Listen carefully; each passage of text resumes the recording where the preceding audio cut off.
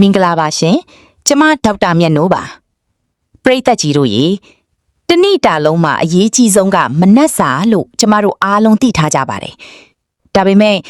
ဘာပဲဖြစ်ဖြစ်ဖိုက်ဝင်ရင်ပြီးရောဆိုတဲ့အယူဆကတော့မှားယွင်းနေပါတယ်ရှင်မနက်မိုးလင်းလို့အစာအိမ်ထဲကိုပထမဆုံးရောက်သွားတဲ့အစားအစာတွေဟာတင့်ရဲ့သွေးချိုပမာဏနှလုံးသွေးကြောကျန်းမာရေးနဲ့အသေးလှုပ်ဆောင်ချက်တွေအပေါ်ဓာတ်ရိုက်တက်ရောက်မှုရှိနေပါတယ်ဒီနေ့မှာတော့ကျမတို့မြန်မာလူမျိုးတွေနှီးစင်စားတောက်နေကြပြီမဲ့ရီရှီမှာတင်းအသက်ကိုတိတ်တဆိတ်ချွေယူသွားနိုင်တဲ့အသက်အန္တရာယ်ရှိတဲ့မနက်စာ၄မျိုးအကြောင်းကိုစီးပညာရှုထောင့်ကနေအသီးစိတ်ရှင်းပြပေးသွားမှာဖြစ်ပါတယ်ရှင်နံပါတ်1စီပြန်ကြော်များဤကြကွေးပဲကကြော်ဘေးရကြော်မနက်ခင်းလက်ဖက်ရည်ပူပူလေးနဲ့ဤကြကွေးဒါမှမဟုတ်အကျော်စုံကိုတွဲစားရတဲ့ရတာကိုလူတိုင်းကြိုက်ကြပါတယ်ဒါပေမဲ့ဒါဟာကျန်းမာရေးအတွက်အန်ဒီရဲ့အရှိဆုံးအစားအစာတစ်ခုပါအဓိကအန်ဒီရဲ့ဆိုင်နီမှာအကျော်ကျော်တဲ့အခါစီကိုမင်းနေအောင်ထက်ခါတလဲလေးသုံးဆွဲကြပါတယ်ဒီလိုအပူချင်းပြင်းပြင်းနဲ့ထက်ခါတလဲလေးကြော်ထားတဲ့စီတွေဟာ trans fats အကွင်ပြောင်းစီတွေဖြစ်သွားပါတယ်ဆိုကြဒီအစီတွေဟာသွေးကြောတွေကိုဓာတ်ရိုက်ပျက်စီးစေပြီးသွေးကြောပိတ်တာသွေးကြောမာတာတွေဖြစ်စေတဲ့အတွက်ရုတ်တရက်နှလုံးရပ်တာheart attack နဲ့လီဖြတ်တာတွေကိုဖြစ်စေတဲ့အဓိကတရားခံနေပါပြီ။ဒါအပြင်ဒီအကြော်ဒီမှာကာဗွန်ဟိုက်ဒရိတ်အလွန်များတဲ့အတွက်သွေးတွင်းသကြားဓာတ်ကိုရုတ်တရက်ထိုးတက်စေပြီးအဝလုံးကြီးနဲ့အမျိုးအစား2မျိုးစီးချိုယောဂါဖြစ်ဖို့ရာဂိုင်နှုန်းအလွန်များစီပါတယ်ရှင်။နံပါတ်2ဖြူပြင်ထားသောအသားများဝက်ဥချောင်းချက်ဥချောင်းဟမ်အသားတူကလေးတွေနဲ့အလုံးများတဲ့သူတွေအတွက်အလွယ်တကူပြင်ဆင်နိုင်တဲ့ဒီအစားအစာတွေကိုကမ္ဘာ့ကျန်းမာရေးအဖွဲ့အစည်းကအုပ်စု1အဖြစ်သတ်မှတ်ထားပါတယ်။ဒါဟာကင်ဆာရောဂါကိုတေချာပေါက်ဖြစ်စေနိုင်တဲ့အရာလို့အဓိပ္ပာယ်ရပါတယ်။အဓိကအန်ဒီရဲ့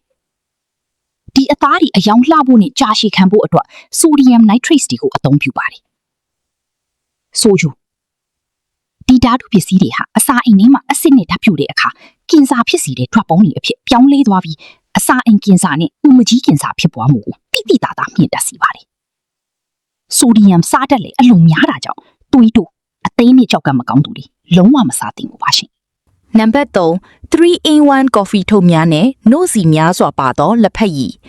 မနက်ခင်းအစာဟောင်းအရှင်းလင်းဆုံးအချိန်မှာတကြားတက်အလွန်အမင်းပါတဲ့ 3-in-1 coffee ဒါမှမဟုတ်နှုတ်စီတွေတောက်လိုက်တဲ့အခါတွေးတွင်းတကြားတက်ဟာဒုံးပြန်လိုရုတ်တရက်ထိုးတက်သွားပါတယ်။အဓိကအန်ဒီရဲ့ဒီတကြားတက်ကိုထိန်းချုပ်ဖို့ပန်ခရီးယားကနေအင်ဆူလင်တွေကိုအစမတန်ထုတ်ပေးရပါတယ်။ဆိုကြ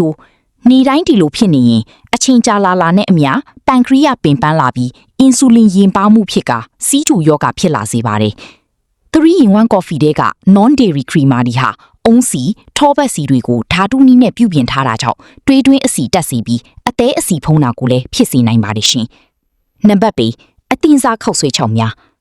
အချိန်မရတဲ့မနက်ခင်းတွေမှာအလွယ်တကူပြုတ်စားလိရှိတဲ့ခောက်ဆွဲချောက်တွေဟာကာဗွန်ဟိုက်ဒရိတ်တက်ဖြစ်ပြီးအမြန်းဓာတ်နဲ့ပရိုတင်းလုံးဝမပါဝင်ပါဘူး။အဓိကအန်ဒီရဲ့သူ့ရဲ့ဟင်းကပ်မှုထုတ်ထဲမှာဟင်းချိုမုန်းနဲ့ဆိုဒီယမ်စားတွေအစမတန်ပါဝင်ပါတယ်။တထုပ်စားလိုက်တာနဲ့တနေ့တာလိုအပ်တဲ့စားပမာဏထက်တောင်ကျော်လွန်သွားနိုင်ပါတယ်။ဆိုကြဒီစားတွေကသွေးပေါင်ချိန်ကိုတက်စီပြီးကြောက်ကပ်ကိုဒုက္ခပေးပါတယ်။ခောက်ဆွဲကြောက်ရှိခံအောင်သုံးထားတဲ့ဖျောင်းတန်းနဲ့ဓာတုပစ္စည်းတွေကလည်းအစာအိမ်ရောင်နာကနေကြောက်ကပ်ပျက်စီးတဲ့အထိအန္တရာယ်ရှိနိုင်ပါတယ်ရှင်။ပရိသတ်ကြီးရှင်ယောဂတိုင်းဟာပါဇက်ကနေစဝင်နေဆိုတာအလွန်မှန်ကန်တဲ့စကားပါ။ဒါဆိုရင်မနက်စာကိုဘာစားရမလဲလို့မေးစရာရှိလာပါပြီ။မနက်စာအတွက်အကောင်းဆုံးကတော့အာဟာရပြေဝပြီးတကြားတက်နေတဲ့အစားအစာတွေပါပဲဥပမာကြက်ဥပြုတ်ဘဲဥပြုတ်အုတ်ချုံတဘာဝတင်ချင်းကောက်ညင်းပြုတ်ပေးပြုတ်နဲ့အသီးအနှံလေးတွေကိုတွဲဖက်စားသုံးပေးတာဟာအရာမှဆုံးပါပဲ 3-in-1 coffee အစား coffee ခါဒါမှမဟုတ်တကြားမပါတဲ့လက်ဖက်ရည်ကြမ်းကိုပြောင်းလဲတောက်သုံးကြည့်ဖို့အကြံပြုပါရှင်ကျမ်းမာရေးဆိုတာတနည်းတည်းဂရုစိုက်ရုံနဲ့ရလာတာမျိုးမဟုတ်ဖေနေ့စဉ်ရင်းနှီးမြုပ်နှံရတဲ့အရာတစ်ခုပါဒီဗီဒီယိုလေးကနေပရိသတ်ကြီးအတွက်အကျိုးရှိမယ့်ဗဟုသုတတွေရရှိလိမ့်မယ်လို့ယုံကြည်ပါတယ်။ဒီဗီဒီယိုလေးကိုကြိုက်နှစ်သက်ရင် like and share လုပ်ပြီးမိမိချစ်ခင်ရသူတွေကိုမျှဝေပေးဖို့မမေ့ပါနဲ့နော်။နောက်ထပ်လည်းကျမ်းမာရေးဗဟုသုတတွေသိချင်ရင်ကျမတို့ရဲ့ဒေါက်တာမြတ်နိုး channel လေးကို follow လုပ်ထားဖို့ဖိတ်ခေါ်ချင်ပါတယ်။ကျမ်းမာရေးနဲ့ပတ်သက်တဲ့မိကုန်းတွေရှိရင်လေကွန်မန့်မှာရေးသားခင်နိုင်ပါတယ်ရှင်။အားလုံးပဲယောဂဗျာကင်းဝေးပြီးကျမ်းမာပျော်ရွှင်နေတဲ့ရက်တွေကိုပိုင်ဆိုင်နိုင်ကြပါစီရှင်။